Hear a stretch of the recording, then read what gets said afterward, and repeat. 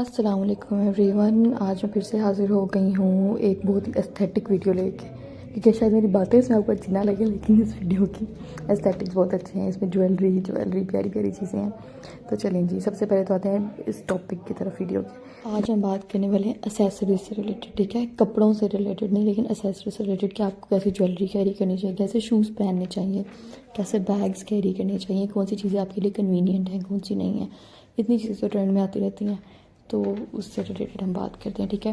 सबसे पहले तो मैं बात कहूँगी कि ना आप मिनिमल डिटेलिंग करें, ठीक है। ये नहीं कि बस दुल्हन की तरह सजते रहे कि 10,000 चूड़ियाँ पहन ली, इतने सारे सेट पहन लिए, इस तरह नहीं। अगर आप बड़े इयरिंग्स पहन रहे हैं तो जो कोशिश करें कि छोटा सा पेंडेंट पहन लें, और अगर नहीं ज़रूरत है, अगर आपको ड्रेस है तो वो तो फिर उसको रहने दें, ठीक है। क्योंकि हमेशा जो कंटिन्यूटी होती है ना, उसको काटने की कोशिश करनी चाहिए, ताकि आपकी एक चीज़ की तरफ फोकस आ सके, ठीक है। Let others find the other thing, ठीक है। आपको डिसेंसी जो है ना, वो बहुत ज़्यादा इंपॉर्टेंट है। और इसी तरह आपको कोई ना कोई थीम बनानी चाहिए। जैसे कि अगर आप ग्रीन कलर के कपड़े पहन रहे हैं, तो आपको कोशिश करें कि चलो ग्रीन कलर की ज्वेलरी कर ली, और अगर ग्रीन ज्वेलरी पहनी तो जूते फिर उससे थोड़ा सा डिफरेंट शेड में चले जाएँ। अगर सब कुछ सेम कर लिया तो बैग थोड़ा डिफरेंट कलर में पकड़ लें, नहीं तो अपनी और कुछ नहीं तो मेकअप को फिर लाइट कर लें। मतलब इस तरह का कोई आइडियाज़ हैं कि आपको कोई ना कोई अपनी थीम बनानी पड़ती है कि अच्छा क्या चीज़ पे फोकस जाना चाहिए, ठीक है। जैसे कि अगर बटरफ्लाइज़ का आजकल बहुत ट्रेंड है, तो बटरफ्लाइज़ वाली थीम बना लें, लेकिन ये नहीं कि अब हर जगह तितलियाँ लगी हुई हैं, कहीं कहीं पर। इसी तरह अगर आपके कलरफुल क्लोथ्स हैं, तो आप थोड़ी सिंपल और डिसेंट ज्वेलरी पहने। और हाँ, ये भी देखें कि अब जैसे आजकल ज्वेलरी जो है वो थोड़ी सी मैट वाली साइड पे ही होती है, इसी तरह कपड़े भी आजकल थोड़े से मैट वाली साइड पे होते हैं। लेकिन जब जूतों पे आते हैं तो जूते थोड़े से नियॉन साइड पे चले जाते हैं, ठीक है, थोड़े से लाइट शेड्स पे आ जाते हैं। इस तरह बैग्स भी जो है थोड़े से कलरफुल ट्रेंडी बैग्स जो कूल लगते हैं, मतलब आंखों को अच्छे लग रहे होते हैं, इस तरह के बैग्स पकड़ लेते हैं।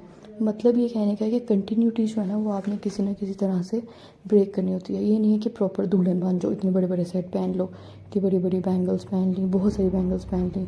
और ये भी नहीं है कि आपने मतलब अगर आपने हर चीज़ ही पहन लेनी है, कभी आपने अगर पिन लगा ली तो आप ईयरिंग स्किप कर दें, इस तरह कर सकते हैं, ठीक है। क्योंकि आजकल तो हेयर एक्सेसरीज भी इतनी प्यारी हेयर एक्सेसरीज आई हुई हैं, तो आप वो ट्राई कर सकते हैं। तो फिर आप अपनी ज्वेलरी कम कर लें, यहाँ छोटी कर लें ज्वेलरी, जैसे कि बटरफ्लाई ईयरिंग्स हो के छोटे छोटे से पहन लिए, इस तरह की चीज़ें।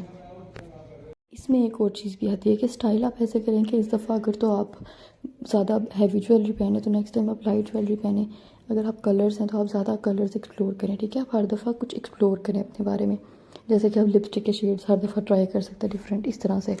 तो इस तरह आपको क्या होगा कि आपकी कंटिन्यूटी ब्रेक होती रहेगी, और आप एक ही जैसी हर दफ़ा आपकी लुक नहीं आएगी, थोड़ी डिफरेंट भी आएगी, और ये बहुत ज़रूरी है।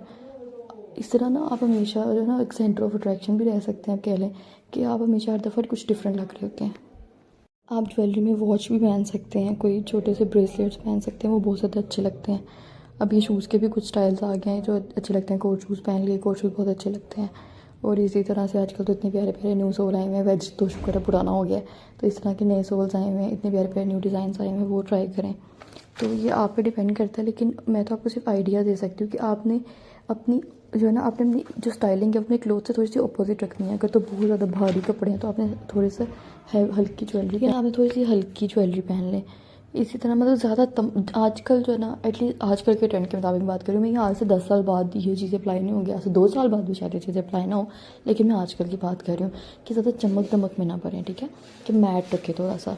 और एक और बात, अब मैं बैग से रिलेटेड बात करती हूँ कि अगर तो आप मदर हैं, ठीक है, मेरी तरह, तो आप बैग ना कैरी करें। सिंपल सी बात है, आपने जो बेबी बैग पकड़ा होता है ना, उसके अंदर ही अपना कोई ज़रूरी एक वॉलेट रख लें बस।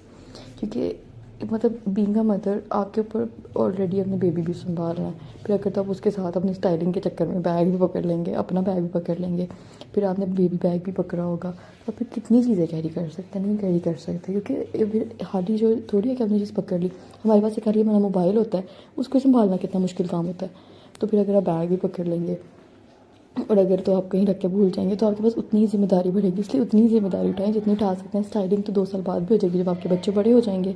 तो इसलिए ये भी मेरी एक टिप है कि प्लीज़ बेबी बैग भी जो है ना, उसको भी बैग ही समझें, और उसी को अपना स्टाइल स्टेटमेंट समझें कि मैंने बच्चे कैरी किए हैं, इसलिए मैं बेबी बैग कैरी कर रही हूँ। तो इसलिए ये भी एक अच्छी बात है कि आप बेबी बैग ना कैरी, आप बेबी बैग कैरी कर रहे हैं तो आप साथ दूसरा बैग ना कैरी करें। एट द एंड मैं यही कहूँगी कि स्टाइलिंग से रिलेटेड के थोड़े से ना अपने लिए थोड़ा कुछ डिफरेंट ज़रूर ट्राई किया करें और अपने आप को माइंड में रख के सोचा करें कि अच्छा मेरी पर्सनालिटी के अकॉर्डिंग क्या सूट कर रहा है। हर चीज़, आपके कपड़े से लेके आपके जूते, आपकी ज्वेलरी, आपकी हर चीज़, आपका मेकअप, आप इन सब चीज़ों को आपको फर्दर ग्रूम अप दिखाना चाहिए, क्योंकि पर्पज़ सब इन सब चीज़ों का क्या होता है कि आपको बेहतर ग्रूमिंग प्रोवाइड करें। तो यही एक है आपकी मेरी तरफ से आपके लिए पॉइंट्स। अल्लाह हाफ़िज़।